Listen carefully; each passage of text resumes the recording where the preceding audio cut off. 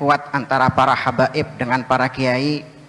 Maka dari itu saya sering menyampaikan, selama ini saya termasuk lantang bersuara di dalam membela para habaib min Sadatina Al-Ba'alawi. Saya katakan, saya tidak lain tidak bukan hanya mengamalkan pesan baginda Nabi Muhammad SAW yang pernah menyampaikan, inna abral birri ayyasilar rajulu ahla wuddi abihi, bahwa kata Kanjeng Nabi, bakti terbaik itu adalah ketika seorang anak, seorang generasi penerus itu menjalin kembali ikatan yang telah terjalin di antara para orang tuanya, di antara para pendahulunya.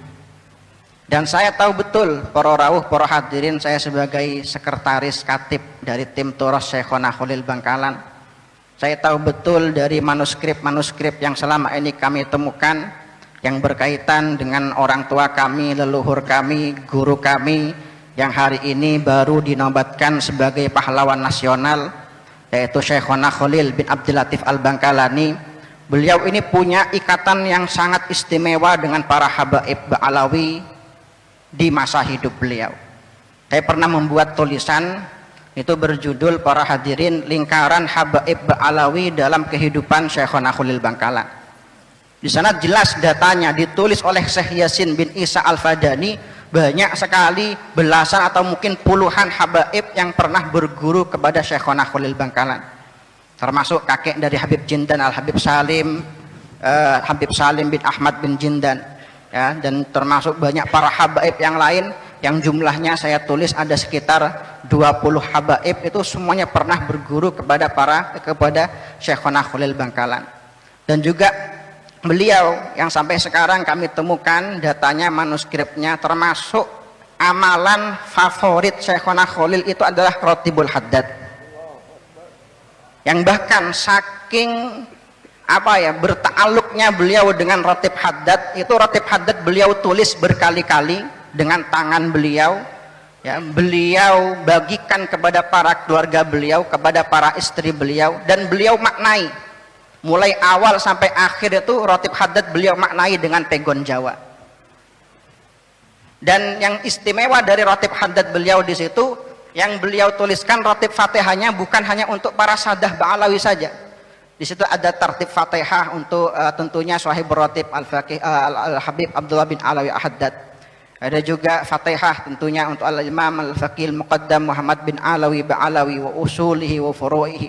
Juga di situ beliau tambahkan tertib Fatihah untuk para aulia yang lain. Termasuk di situ yang beliau tulis adalah untuk Syekh Ibrahim Al-Bajuri, yang juga konon juga merupakan salah satu guru dari Syekhona Khalil Bangkalan. Ini mengajarkan kepada kita para hadirin, para rawuh, dari tertib Fatihah yang beliau tulis sendiri kepada Abdul Qadir Al-Jilani, Syekh Abdul Hasan Asy-Syadzili, As-Said Ahmad Ar-Rifai, bahwa kita, ya, golongan Ahlus Sunnah wal Jamaah, manhaj kita mulai sejak dulu ini adalah mencintai orang-orang soleh, orang-orang alim, aina makanu haitsu makanu, dimanapun dan dari manapun mereka berada.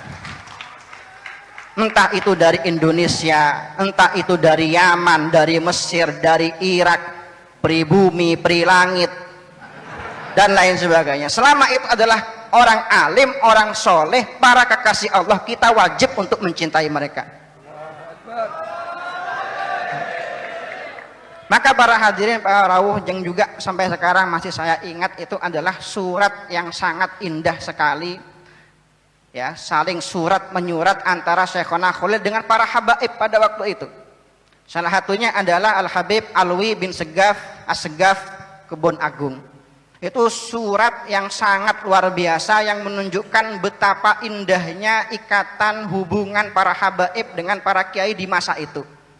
Yang sampai dalam surat itu, ya, yang saya pahami surat itu adalah surat dari Habib Alwi melalui Kiai Yasin bin Rais, ya, yang ketika itu memberikan kalimat penguat, ya, Syekhona Khalil waktu itu sedang ditimpa musibah, dan dikirimlah surat oleh Habib Alwi untuk menguatkan Syekhona Khalil, untuk menghibur Syekhona Khalil, saling menguatkan satu sama lain, saling bertawaduk satu sama lain, saling menghormati, menghargai satu sama lain.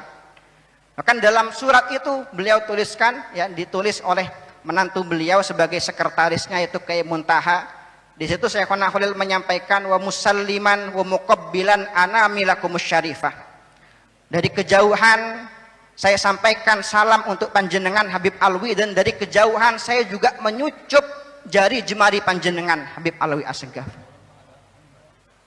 Dan ini, ya, data, ini fakta, ini realita yang diajarkan para guru kita, para kiai kita mulai sejak dulu. Maka jika kita sekarang ingin menghilangkan data-data ini, sejarah-sejarah ini, maka apa yang akan kita katakan kepada para orang tua kita kelak jika kita bertemu dengan beliau semua di hari kiamat? Maka para hadirin, mari ikatan ini harus tetap kita pertahankan. Seperti apapun badainya, seperti apapun ujiannya, cobaannya, ikatan antara para habaib dengan para kiai tidak boleh putus ila yaumil qiyamah. Ikatan para habaib dengan para kiai tidak boleh putus ilal jannah insyaallah, sampai kita semua bertemu dengan baginda Nabi Muhammad sallallahu alaihi wasallam. Maka para hadirin, mari yang ingin kita sampaikan, para kiai dengan para habaib itu adalah satu kesatuan. NU dengan habaib itu adalah satu kesatuan.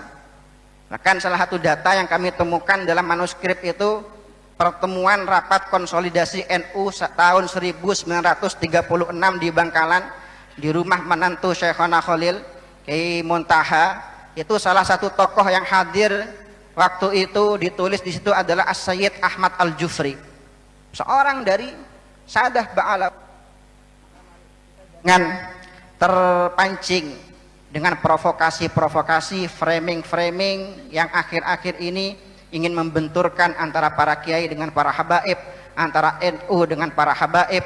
Insya Allah mudah-mudahan kita semua masuk kepada golongan yang mengamalkan sabda Kanjeng Nabi Muhammad sallallahu alaihi wasallam, la tahasadu wa la taqata'u wa la tabaghadu wa la tadabaru wa kunu ibadallahi ikhwana.